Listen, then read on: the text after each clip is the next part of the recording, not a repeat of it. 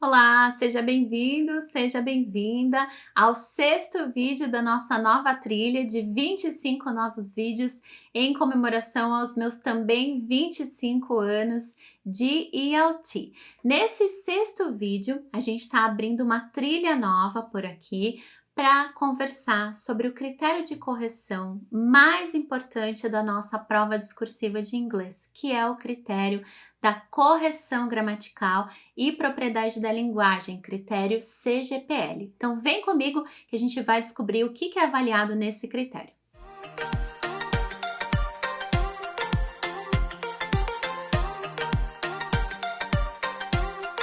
Quando eu falo que o critério correção gramatical e propriedade da linguagem é o critério mais importante da prova discursiva de inglês, o que eu quero dizer? Eu quero dizer que esse é o único critério que é avaliado em todos os 4 exercícios discursivos de inglês. Você já reparou? Ele é avaliado na composition, no resumo, na versão e na tradução.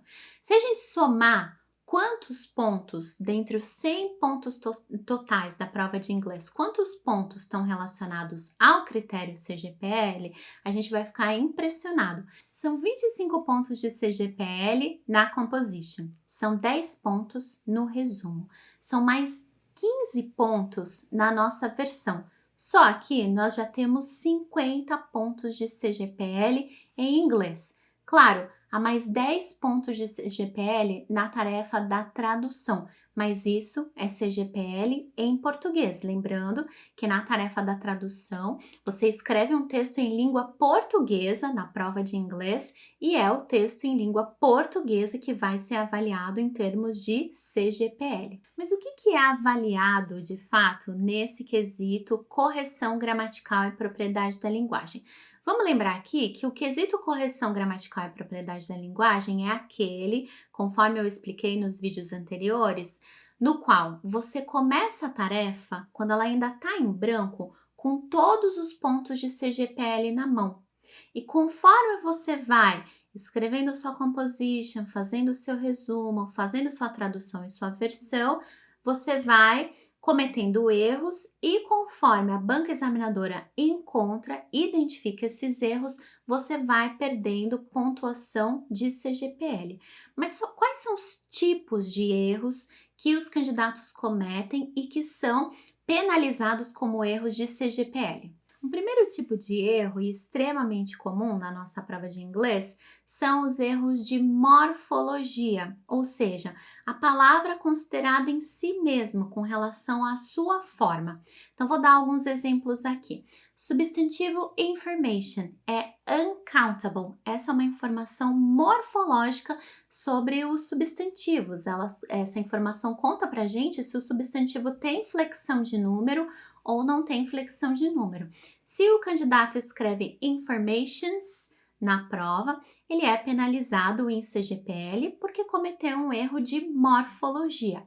Outro tipo de erro de morfologia está relacionado aos plurais irregulares. Por exemplo, a palavra woman, singular, tem um plural irregular em inglês, women. Se o candidato escreve womans, por exemplo, como se fosse um plural regular, ele é penalizado em CGPL por um erro de morfologia também. Um terceiro e último erro, e esse sim é extremamente comum, são os verbos irregulares na língua inglesa. Vamos supor o verbo put, colocar.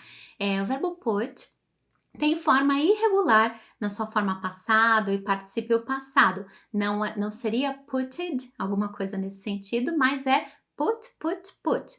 Vamos supor que o candidato se esquece ou não sabe na hora e escreve putted na nossa prova, ele é penalizado em CGPL, porque esse é um erro de morfologia. A forma da palavra está errada.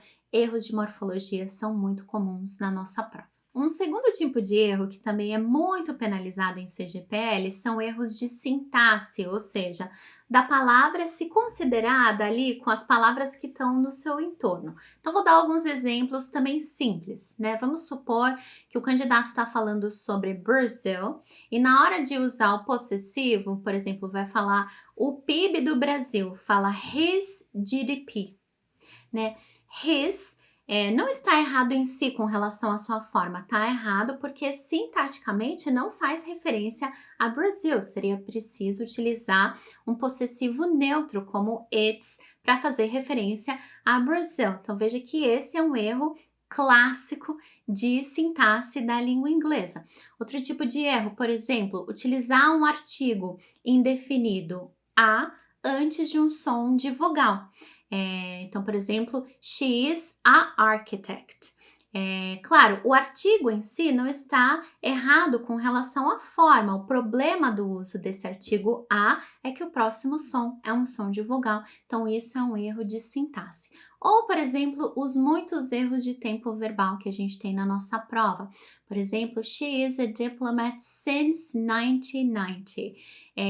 Por causa do since 1990, esse is estaria errado. Seria preciso utilizar o present perfect para mostrar conexão entre esse passado e o presente. She has been a diplomat since 1990. Então, esses erros todos e muitos outros de outros tipos, em que a palavra é penalizada por causa da sua relação com outras palavras no contexto, são erros de sintaxe. Esses erros estão extremamente comuns. Os erros de morfologia e de sintaxe, ou seja, erros de morfossintaxe, são comumente referenciados entre CACDistas e até entre professores como erros de gramática. Tudo bem chamar de gramática? Tudo bem, mas no próximo vídeo a gente vai entender um pouco melhor o que é essa tal de gramática.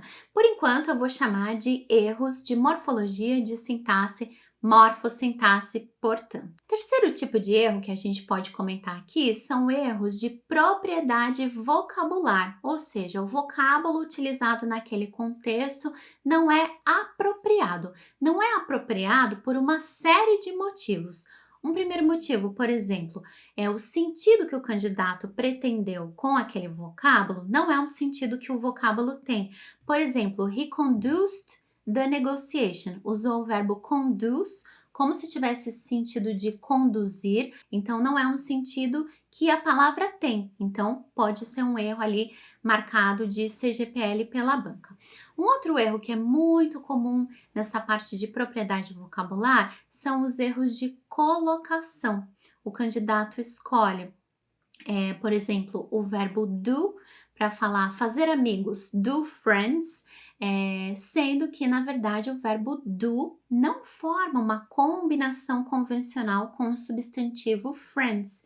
A forma mais convencional seria make friends. Então, o problema não é o sentido do verbo do, mas o fato de que esse verbo não forma uma colocação com o substantivo friends. Também são problemas de propriedade vocabular os problemas de registro.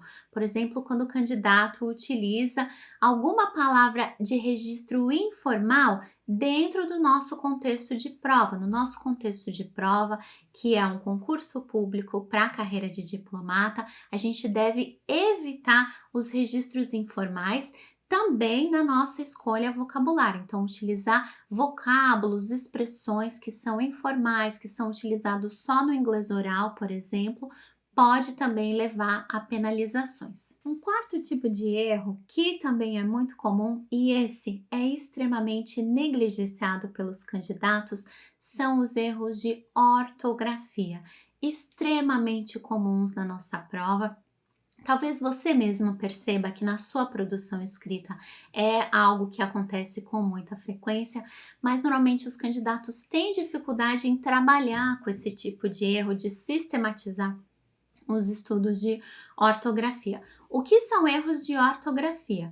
Você escreveu a palavra de uma forma que não está indexada em nenhum dicionário ou que está indexada, mas é uma forma arcaica, obsoleta, rara, etc.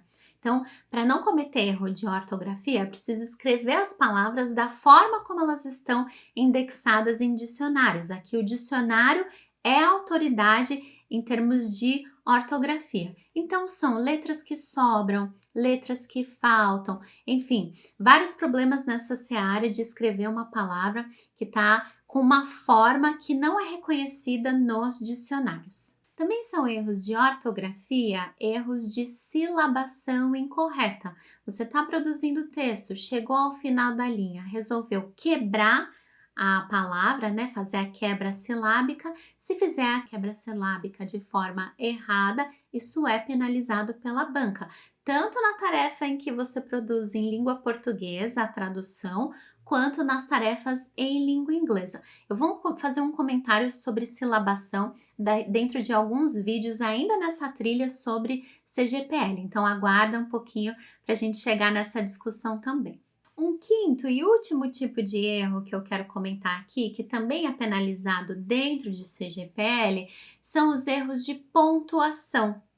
Vírgulas que faltam, vírgulas que sobram, deveria ser ponto e vírgula, não colocou o ponto final, aqui caberia 2 pontos, enfim, faltou o hífen para o adjetivo composto, etc. Muitas vezes o aluno me pergunta, professora, por que você não dá um curso só de pontuação? Pontuação é algo que a gente aprende junto com a sintaxe do idioma, até porque a pontuação serve, por exemplo, para mostrar o deslocamento de elementos sintáticos dentro de uma oração, serve para denotar a explicação de um elemento anterior. Então, muito cuidado quando você estiver estudando pontuação para se certificar de que você entende a sintaxe que está por trás ali do uso daquele ponto e vírgula, do uso daqueles 2 pontos, etc. Bom, eu falei sobre 5 tipos de erros muito comumente penalizados no nosso critério CGPL e agora eu quero fazer 2 observações finais. A primeira observação é sobre erros de tradução. Historicamente, os erros de tradução na tarefa da tradução inglês-português e na tarefa da versão português-inglês eram penalizados como erros de CGPL, ou seja, se você propõe uma solução de tradução que não é aceita pela banca como fiel aos sentidos do texto-fonte, aquela tradução era sublinhada, enfim, algum círculo era feito, algum sinal era feito ali na prova e aquela tradução era penalizada como erro de CGPL, além de poder contribuir para o critério de FIDE, para descontos no critério de FIDE, né, que é fidelidade ao texto original. Nos últimos CACDs, a gente não viu esse tipo de pontuação, de desconto de pontuação em CGPL de uma forma tão ostensiva.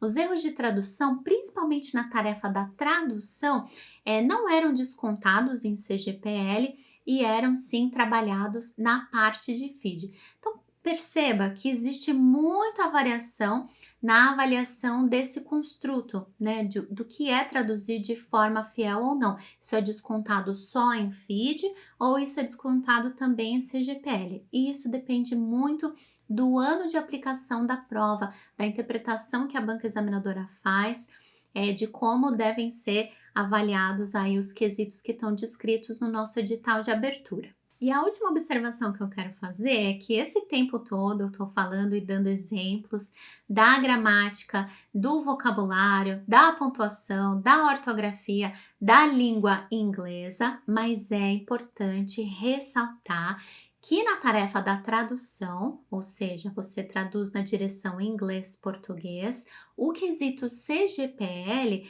avalia os seus conhecimentos de língua portuguesa. Então, muito cuidado aqui nessa tarefa. São inúmeros os erros de vírgula no texto em português, inúmeros erros de acentuação no texto em língua portuguesa, colocação pronominal, enfim, são erros de CGPL, muitos deles de gramática normativa da língua portuguesa, na prova de inglês de segunda fase. Perceba, como eu já falei na trilha anterior, que apesar dela se chamar prova de língua inglesa discursiva, ela é uma prova bilíngue.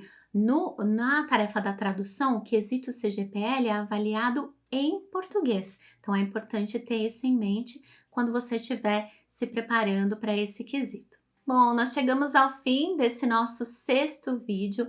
No próximo vídeo, continuamos essa discussão sobre correção gramatical e propriedade da linguagem. Eu quero enfocar a questão da gramática.